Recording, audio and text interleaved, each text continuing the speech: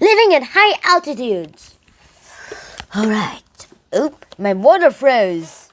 Oh no. Blech.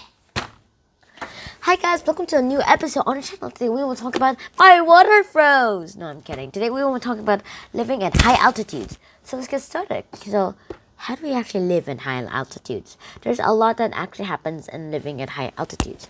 There's a lot of things that high altitude people actually have adapted to instead of low altitude people. A high altitude people seems to be written in their genetics themselves, just like how cold water might be really cold to us.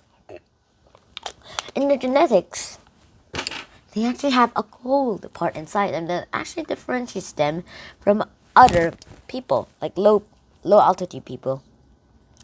In their genes, like some guanine, cytosine, astatine, adenine, or thymine genes, they actually have this sort of code which gives them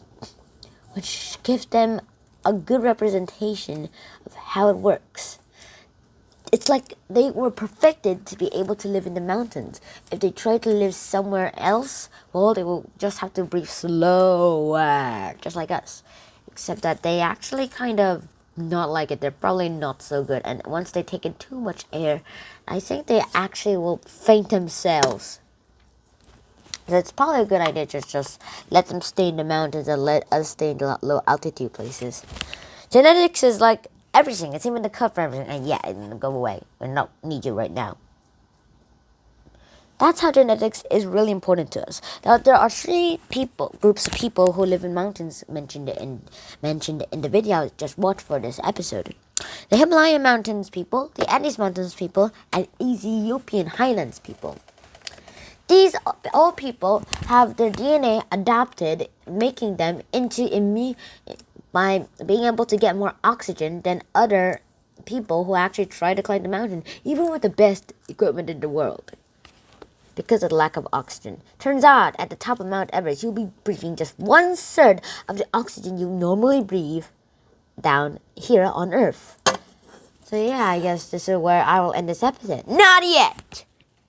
There's still a lot that we can find out about this. Scientists don't know how Ethiopian highlanders are adapted to their cold yet, but they actually have a hypothesis that is actually the DNA too. But we'll have to find out. It's just a matter of time. So yeah, I will end this episode right over here. I hope you enjoyed this episode as much as I did. Please like, share, and subscribe to the channel if you haven't already. And I'll see you in the next episode. Shinhan out. Peace.